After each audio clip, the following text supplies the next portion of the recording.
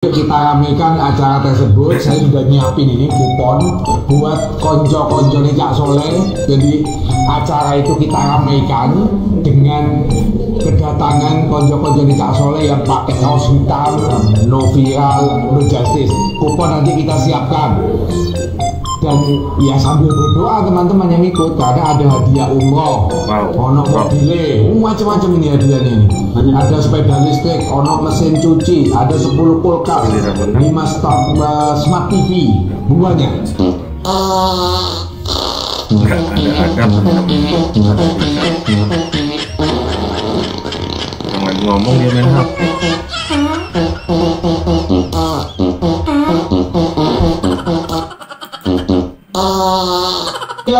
Halo guys, selamat datang kembali di channel Pasti Bisa. Gimana kabarnya kalian? Saya berharap mudah-mudahan kalian semua selalu dalam keadaan segar bugar, sehat walafiat. Oke guys, kali ini seperti biasa kita akan membahas sesuatu yang lagi viral di berbagai media sosial. Kembali kita akan membahas sosok si Yohanis, karena lagi-lagi ada sesuatu yang bikin heboh di dunia perpolitikan. Silakan disimak sampai selesai guys, biar kalian semua bisa mendapatkan inti dari video ini. Mudah-mudahan dengan adanya video ini bisa membuka wawasan kita masing-masing tentang dunia perpolitikan di Indonesia. Saya ucapkan baik-baik terima kasih buat teman-teman yang sudah klik subscribe. Buat yang baru menemukan channel ini, silakan klik subscribe, karena subscribe itu gratis dan supaya tidak ketinggalan dengan video-video selanjutnya. Oke guys, tanpa berlama-lama lagi, mari kita simak saja videonya sama-sama.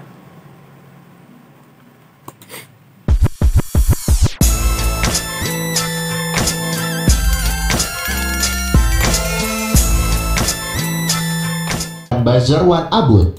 Hanya dengan modal foto jadul, para Buzzerwan Abud membuat para pendukung merasa bangga karena punya capres aktivis di masa mudanya. Untuk yang masih waras, mari kita tertawa melihat tingkah mereka. Lihatlah judul berita yang ada di gambar. Baswedan pimpin UGM, kisah. Terungkap ini fakta di balik foto yang bikin geger dunia maya. Itu aksi protes penutupan Tempo editor Detik.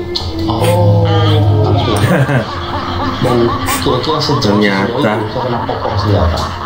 Enggak, sejam juga itu jam di. Iya, kalau di badan itu tapi waktu itu keras di ujungnya ada konflik ya. Ini ngibulnya nggak kira-kira. Protes soal pembatasan kebebasan bersuara itu bukan sekarang aja, dari zaman dulu kita ini ngomongin soal kebebasan berpendapat itu. Nah, manakah cerita yang benar? Para pemirsa bingung kan? Apalagi saya. Jadi tolonglah untuk para pendukung Wan Abud, nasehatin capres dukungan kalian. Jangan suka bohong, karena sepandai-pandainya capres kalian berbohong lebih pandai warganet mengungkap kebenaran. Jangan karena ingin berkuasa, kebohongan untuk mencapai tujuan. Mereka bisa mendapatkan kredit itu tanpa memberikan DP. Bagaimana caranya bisa tidak dapat tanpa DP? Mereka menabung selama 6 bulan, konsisten saldonya sampai dengan 10%. Ketika itu konsisten, dinilai kemampuannya, maka itu dikonversi menjadi pengganti DP. Itu berarti orang yang kaya itu 6 bulan bisa 10% kayak gitu.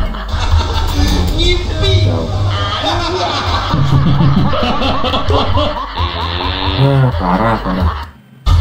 Cerdas, pendukung Anies ketampal fakta. Bandingkan kebijakan Ahok Anies, Ahok bangun 29 RSUD sedangkan Anies hanya bongkar pasang nama 31 RSUD.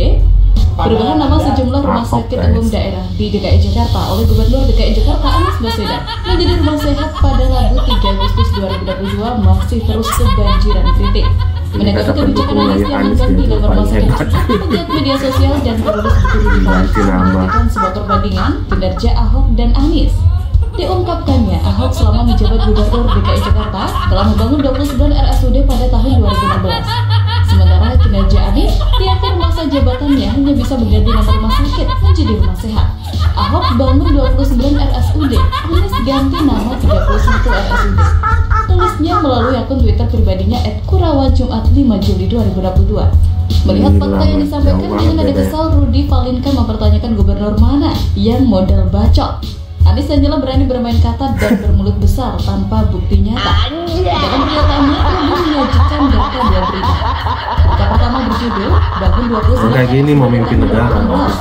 Ahok cek lahan kosong yang terbit pada Jumat 3 April. Bahaya. Sedangkan Anies hanya ganti nama RSUD.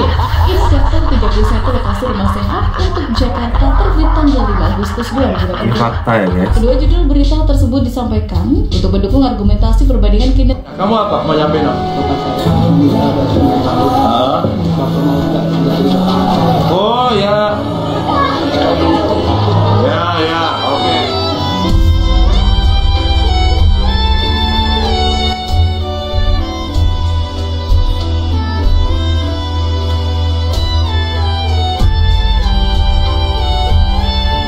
Wow, ini nggak dibuat-buat guys.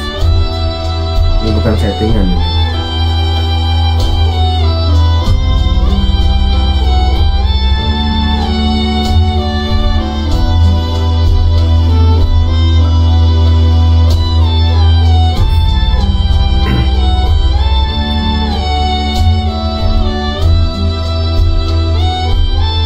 Menyatakan tidak akan memilih Mas Ganjar. Saya tidak dipilih karena saya jahat. Saya persilakan, jangan pilih saya kalau saya Ini jahat. simak sampai selesai guys. Jangan pilih saya kalau saya tidak membela nelayan. Waktu saya diketahui untuk acara ini, itu begitu banyak aspirasi dari para nelayan, Mas Ganjar. Ya, Jadi tantangan Mas Ganjar kan salah satunya menurunkan tingkat kemiskinan. Tetapi nelayan menyatakan tidak akan memilih Mas Ganjar. ya. Itu kampanyenya PKB. Saat itu dipidatokan di Tegal. Dan saya mendengarkan itu dengan baik. Dan PKB sudah saya berikan penjelasan yang katanya tidak berpihak dan memilih.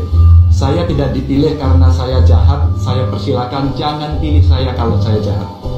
Jangan pilih saya kalau saya tidak membela nelayan. Maka PKB harus saya kasih tahu data yang dipegang, saya kira tidak terlalu akurat. Yang kedua, apa yang dikerjakan untuk membantu mereka. Karena sebenarnya nelayan itu, ketika keputusan nasional meminta cantrang itu tidak boleh, karena itu diasumsikan itu merusak lingkungan, maka yang mesti dilakukan adalah bagaimana pemerintah bertanggung jawab untuk menggantikan alat tangkap itu. Saya kira yang dimaksud Pak Johan tadi itu. Dan sekarang kita berikan alat tangkapnya itu. Yang kedua, yang mesti dijelaskan lagi adalah ketika kemudian mereka kita ukur ulang, semua memakdown ukuran itu, maka nelayan pun harus bareng-bareng bersama kita governance, mesti jujur, mesti punya integritas. Seluruh nelayan yang biasanya ke sana, ke laut, itu tidak pernah mendapatkan jaminan solar. Sekarang saya kasih jaminan. Sekarang kita masukkan juga perbankan untuk bisa memberikan modal kerja kepada mereka. Dan tolong dicatat, yang meminta pengunduran waktu agar cantrang itu masih berlaku adalah Gubernur Jawa Tengah. Keren.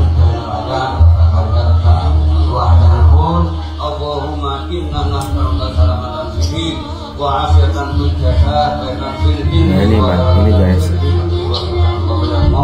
didoain oleh para nelayan. Hanya Pak Ganjar kayak gitu. Ora kena musibah.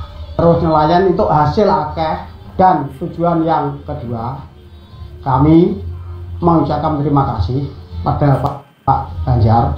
Masyarakat ini mendoakan untuk kesehatan Pak Ganjar karena masih banyak harapan-harapan kami nelayan untuk Pak Ganjar. Kita doakan supaya kedepannya Mas Ganjar bisa jadi presiden kita. Tidak ada misi yang lain, tujuannya kita untuk Pak Ganjar jadi presiden kami, yaitu presiden Indonesia. Amin. Nah ini guys, yang dibilang PKB tadi ngibul semua. Parah itu.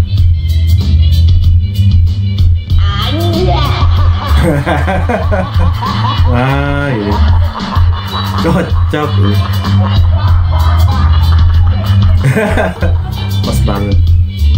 Sangat botol. Sehingga ketika tol itu nanti dibangun, sampai kapanpun Sampai kapanpun saya tidak akan bisa menerima atau menyetujui gagasan konyol itu, Bapak Anies Baswedan.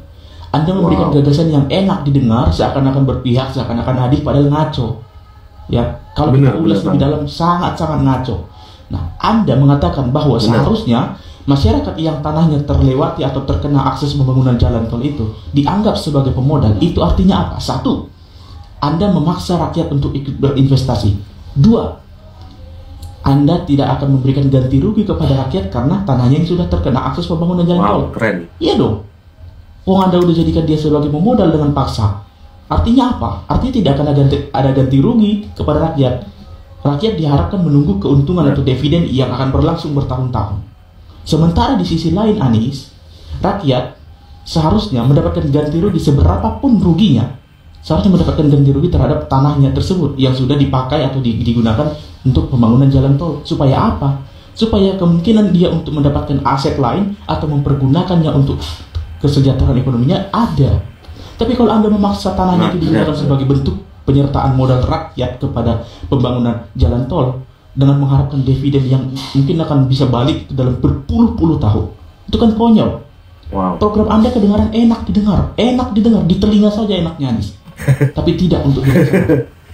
Dan sampai kapan saya tidak bisa setuju dengan program yang kacau seperti itu. Kira-kira begitu. Wow guys, keren banget ulasan dari salah satu netizen cerdas tadi.